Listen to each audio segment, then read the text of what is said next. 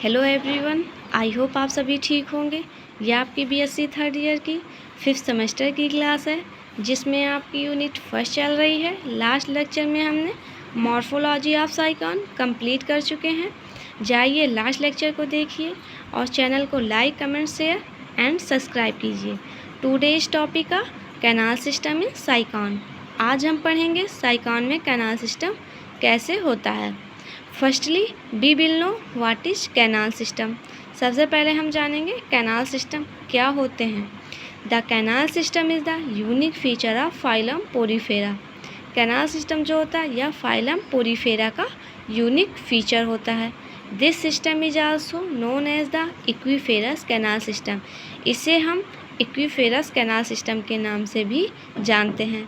This system support the significant function of the body like nutrition, respiration, excretion, etc. Canal system जो होते हैं ये body के significant function को support करते हैं, जैसे न्यूट्रिशन, रिस्पिरेशन, एक्सक्रीशन एसेट्रा।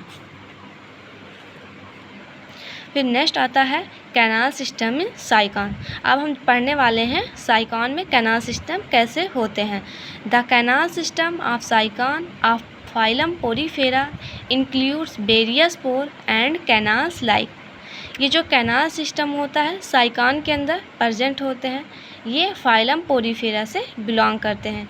इनके अंदर बहुत सारे पोर्स और कैनाल्स पाए जाते हैं जो कि इस तरह से हैं, जैसे dermal ostia, incurrent canal, radial canal, excurrent canal, स्पोंजोसील।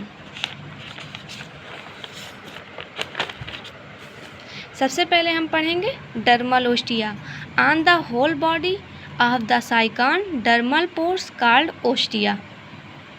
साइकॉन की पूरी बॉडी पर, होल बॉडी, छोटे छोटे छिद्र पाए जाते हैं जिन्हें हम ओस्टिया बोलते हैं। Is present which further send water into the incurrent canal and regulate the amount of water entering into the body।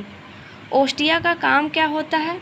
यह वाटर को अपनी बॉडी के अंदर करके इनकरेंट कैनाल में सेंड करती है, भेजती है।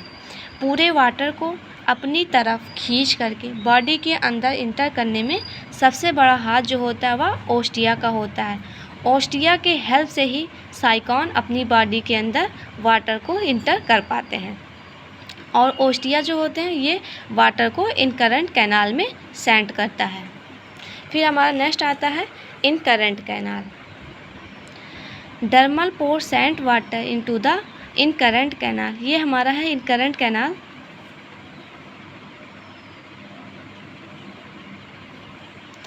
Incurrent canal which is narrow from inside lined by pinacocyte. Dermal pores जो होते हैं या डर्मल ओस्टिया जो होते हैं, ओस्टिया जो होता है या छिद्र होता है। Dermal pores sent water, dermal pores जो होते हैं या वाटर को भेजते हैं इनकरेंट कैनाल में, विच is narrow from inside lined by pinacocyte. जो इनकरेंट कैनाल होती हैं ये पिनेकोसाइट से घिरी होती हैं।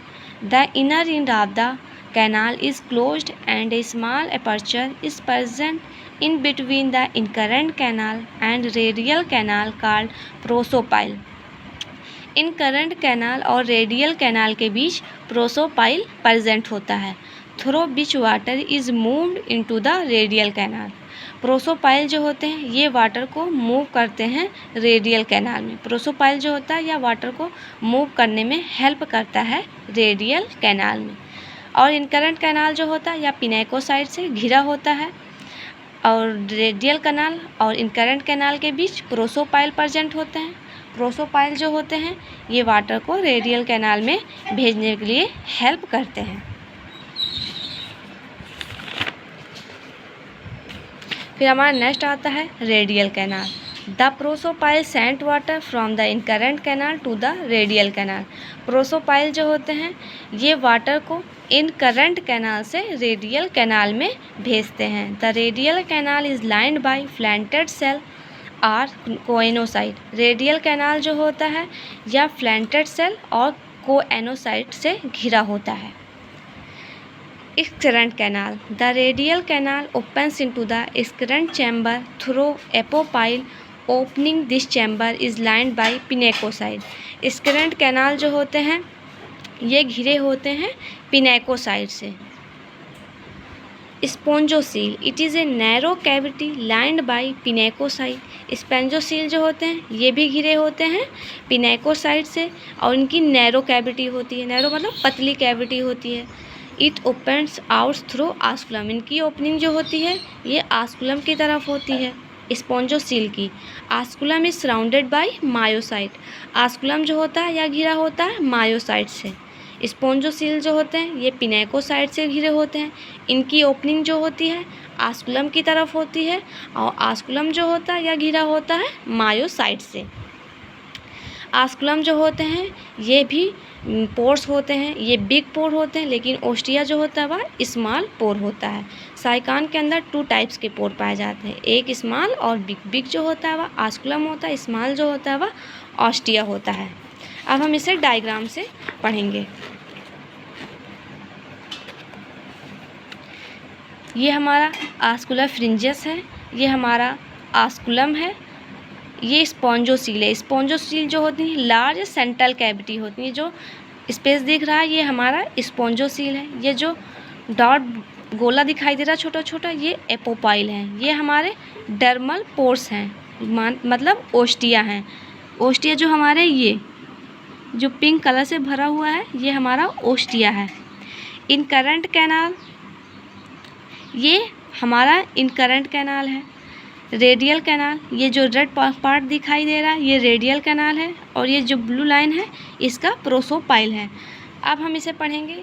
इस साइकान में करंट ऑफ वाटर कैसे होता है, वाटर का बहाव कैसे होता है, वाटर बाहर से अंदर कैसे आता है।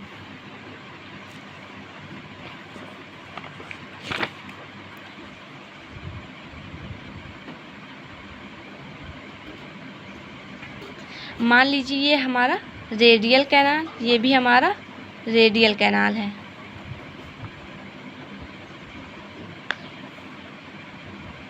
और ये हमारा इनकरेंट कैनाल है।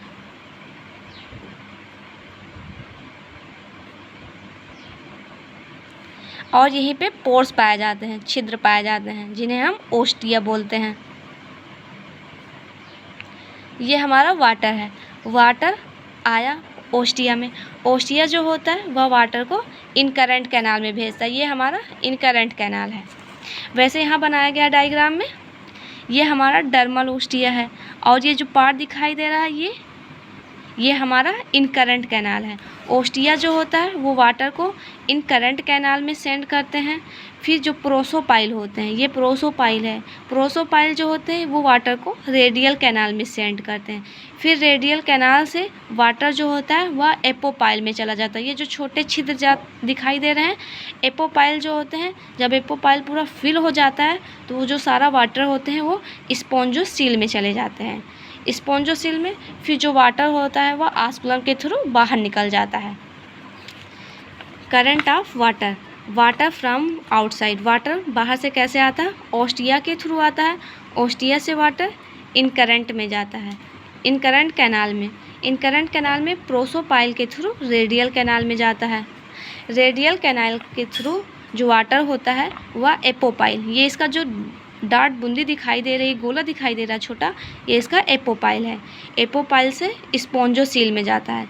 स्पोंजोसील से वाटर जो होता है वह आस्कुलम के थ्रू एग्जिट ऑफ वाटर बाहर निकल जाता है। जो वेस्ट वाटर होता है या जो साइकान को उस वाटर की नीड नहीं होती है वो आस्कुलम के थ्रू बाहर की तरफ वाटर निकल जाता है।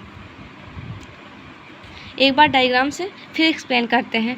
ये हमारा ओस्टिया है, डर्मल ओस्टिया, जो ये छिद्र दिखाई दे रहा है। और ये हमारा इनकरेंट कैनाल है जो अंदर की तरफ फोल्डेड है, उसे हम इनकरेंट कैनाल बोलते हैं। और जो रेड पार्ट दिखाई दे रहा है ये हमारा रेडियल कैनाल है। और ये इसका जो पार्ट है ये हमारा प्रोसोपाइल है। वाटर ओस्टिया के थ्रू सबसे पहले इनकरेंट कैनाल में जाएगा। इनकरेंट के बाद प्रोसोपाइल जो होते हैं ये वाटर को रेडियल कैनाल में भेजता है। रेडियल कैनाल से वाटर एपोपाइल में जाएगा। एपोपाइल में जब एपोपाइल भर जाएंगे फिर वो वाटर को स्पॉन्जोसिल में सेंड कर देंगे। फिर स्पॉन्जोसिल में जब वाटर आ जाएगा, जो साइकान को जब उस वाटर की नीड नहीं होगी तो वो ऑस्कुलम के थ्रू वाटर को बाहर सेंड कर देगा। यही प्रोसेस होती है साइकान में। आई होप आपको क्लियर हो गया होगा। Thank you so much watching for this video. Please like share comment and subscribe.